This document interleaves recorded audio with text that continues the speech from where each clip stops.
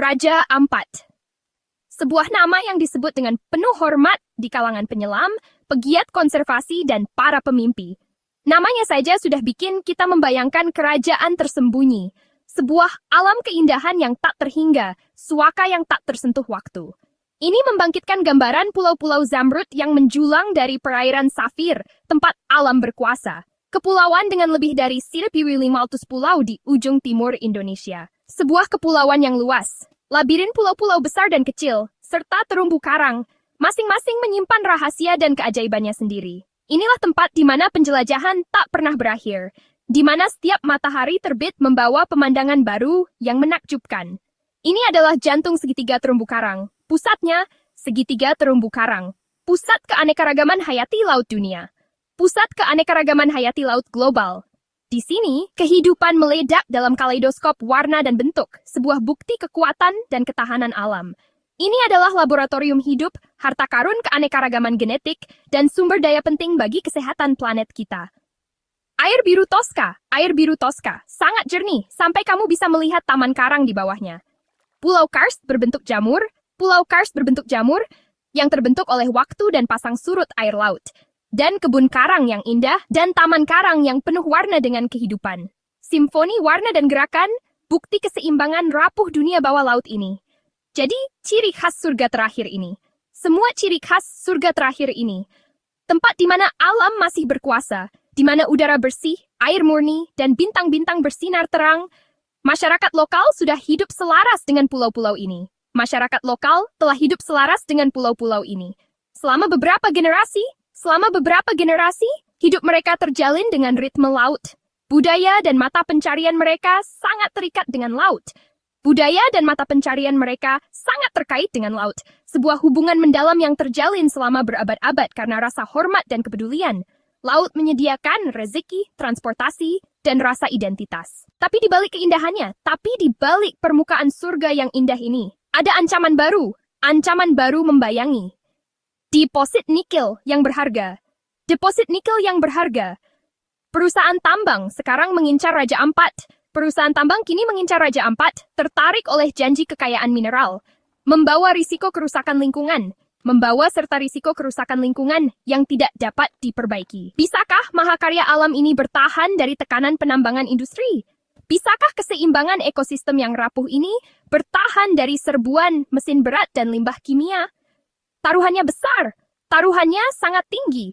Penambangan bisa bikin air jernih jadi keruh, penambangan bisa membuat air jernih menjadi keruh, meracuni kehidupan di dalamnya.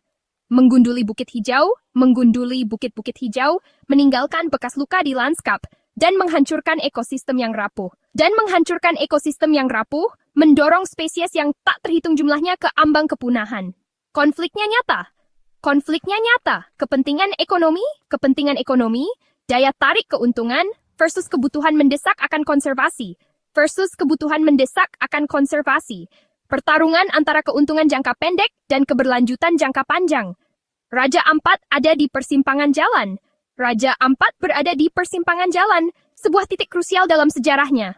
Masa depannya tidak pasti, tidak menentu dan genting. Perjuangan untuk melindungi surga terakhir ini sedang berlangsung.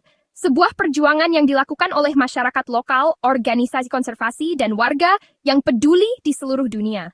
Dunia sedang memperhatikan apakah kita akan memilih pelestarian atau eksploitasi. Akankah kita menjaga harta karun alam ini untuk generasi mendatang atau mengorbankannya demi keuntungan ekonomi jangka pendek? Pilihan ada di tangan kita. Hadirlah Hanif Faisal Nurofik, Direktur Jenderal Planologi Kehutanan dan Tata Lingkungan. Ditugaskan untuk menjaga warisan alam Indonesia, dia pergi ke Raja Ampat untuk meninjau langsung izin penambangan. Misinya, meneliti analisis dampak lingkungan perusahaan yang mau menambang di pulau-pulau ini. Ini bukan inspeksi biasa. Ini adalah sinyal bahwa pemerintah mendengarkan kekhawatiran lokal dan global. Intervensi Menteri Hanif membawa harapan bagi masyarakat dan aktivis, menunjukkan bahwa suara mereka penting. Tindakannya akan menentukan apakah konservasi akan menang atas keuntungan jangka pendek. Nasib Raja Ampat bergantung pada keputusan ini. Peninjauan kementerian ini sedang fokus ke 4 perusahaan yang beroperasi di Kepulauan Raja Ampat. Peninjauan ini bukan pemeriksaan biasa, tapi penyelaman mendalam ke praktik lingkungan dan kepatuhan hukum dari perusahaan-perusahaan ini. Setiap perusahaan ini punya masalah seriusnya sendiri, memunculkan pertanyaan tentang keberlanjutan dan kesehatan jangka panjang ekosistem penting ini. Penyebaran geografis operasi mereka juga menambah kerumitan situasi. Pertama, ada PT Gek Nickel, perusahaan yang sudah aktif menambang di Pulau Gek. Operasi mereka jadi pengingat jelas soal dampak buruk penambangan nikel. Dampak nyata dari aktivitas penambangan mereka memberi contoh konkret tantangan dalam menyeimbangkan pembangunan ekonomi dan pelestarian lingkungan. Kita bisa lihat dampak nyata penambangan nikel. Lalu ada PT Anugerah Surya Pratama atau ASP yang punya izin beroperasi di Pulau Manuran, lokasi yang masuk dalam kawasan konservasi laut. Ini langsung menimbulkan tanda tanya besar tentang legalitas dan etika dari aktivitas mereka. PT KW Sejahtera Mining atau KSM menguasai seluruh Pulau KW, habitat penting yang sudah punya sejarah pelanggaran lingkungan. Sejarah ini jadi bayangan gelap bagi operasi dan rencana mereka ke depan. Terakhir, PT Mulia Raimon Perkasa atau MRP beroperasi di gugusan Pulau Manyaifun dan Batang Pele dan dituduh melakukan eksplorasi ilegal di luar batas area yang diizinkan. Kasus-kasus ini, jika digabungkan, menunjukkan berbagai ancaman, mulai dari perusakan lingkungan yang aktif, pertentangan hukum, hingga janji-janji yang tidak ditepati untuk melindungi lingkungan unik ini. Penyelidikan ini pada akhirnya akan menguji apakah hukum dan alam bisa menang melawan kepentingan-kepentingan besar ini. Masa depan Raja Ampat dan keanekaragaman hayati yang tak tertandingi bergantung pada hasil peninjauan penting ini. PT Gek Nickel, anak perusahaan BUMN, sebuah entitas yang diharapkan menjadi pilar ekonomi. Sebagai bagian dari perusahaan milik negara, PT Gek Nickel memegang peranan penting dalam industri pertambangan Indonesia. Operasi mereka menjadi sorotan, bukan hanya karena skala bisnisnya, tetapi juga karena dampaknya terhadap lingkungan sekitar. Diharapkan jadi contoh penambangan yang bertanggung jawab. Praktik pertambangan yang berkelanjutan menjadi kunci, memastikan bahwa keuntungan ekonomi tidak mengorbankan kelestarian alam. Standar lingkungan yang tinggi harus dijunjung menjadi komitmen nyata terhadap bumi dan generasi mendatang. Tapi, pengelolaan limbahnya gagal. Alih-alih menjadi teladan, perusahaan ini justru menghadapi masalah serius dalam pengendalian limbah. Kegagalan ini menimbulkan pertanyaan besar tentang komitmen mereka terhadap lingkungan. Melindungi ekosistem Pulau Gek yang rapuh. Pulau Gek, dengan keindahan alamnya yang unik, sangat rentan terhadap aktivitas pertambangan. Keseimbangan ekologi di pulau ini harus dijaga dengan cermat, mengingat dampaknya yang luas bagi keanekaragaman hayati. Limpasan sedimen mengancam terumbu karang, membawa dampak buruk bagi kehidupan laut. Endapan tanah dan partikel dari aktivitas pertambangan mencemari perairan, merusak habitat penting bagi berbagai spesies. Mengubah habitat yang indah jadi puing tak bernyawa. Terumbu karang yang dulunya berwarna-warni, kini memutih dan mati. Kehilangan keindahannya akibat pencemaran. Kerusakan ini tidak hanya merugikan ekosistem laut, tetapi juga mata pencaharian masyarakat setempat. Rehabilitasi lahan juga kurang. Tidak ada upaya serius untuk memulihkan kerusakan yang disebabkan oleh pertambangan. Lahan yang seharusnya hijau kembali justru dibiarkan gersang dan tandus. Area yang ditambang tetap tandus dan tererosi. Erosi tanah menjadi masalah utama, mengancam kesuburan lahan dan menyebabkan sedimentasi di sungai-sungai. Pemandangan yang memprihatinkan ini menjadi bukti nyata dampak negatif pertambangan yang tidak terkendali. Putusan Menteri Hanif jelas sebuah pernyataan tegas dari pemerintah untuk menindak perusahaan yang lalai. Tindakan ini menunjukkan keseriusan pemerintah dalam menjaga lingkungan hidup. Perusahaan belum menguasai penanganan limbah yang aman, sebuah pelanggaran serius terhadap peraturan lingkungan. Pembuangan limbah yang tidak tepat dapat mencemari air tanah dan sumber air lainnya, membahayakan kesehatan masyarakat, atau restorasi yang efektif. Upaya pemulihan lingkungan yang dilakukan tidak membuahkan hasil yang signifikan. Lahan bekas tambang tetap rusak dan tidak dapat dimanfaatkan kembali. Kementerian memerintahkan penghentian semua pembukaan lahan baru, sebuah langkah drastis untuk mencegah kerusakan lingkungan yang lebih parah. Moratorium ini menjadi sinyal kuat bagi perusahaan pertambangan lainnya untuk lebih bertanggung jawab. menuntut bukti rehabilitasi yang benar sebelum ada perluasan. Pemerintah tidak akan memberikan izin ekspansi sebelum perusahaan membuktikan kemampuannya dalam memulihkan lahan yang rusak. Ini adalah langkah penting untuk memastikan keberlanjutan lingkungan. PT Gek Nickel diberi peringatan, sebuah teguran keras atas kelalaian mereka dalam menjaga lingkungan. Peringatan ini menjadi kesempatan terakhir bagi perusahaan untuk memperbaiki diri, perbaiki kerusakan atau berhenti menambang. Ultimatum yang jelas dan tegas dari pemerintah menunjukkan bahwa tidak ada toleransi terhadap perusahaan yang merusak lingkungan. Pesannya jelas, tidak ada lagi bisnis seperti biasa. Era pertambangan yang merusak lingkungan harus diakhiri. Pemerintah akan memperketat pengawasan dan menindak tegas perusahaan yang melanggar aturan. Hot time, no part time.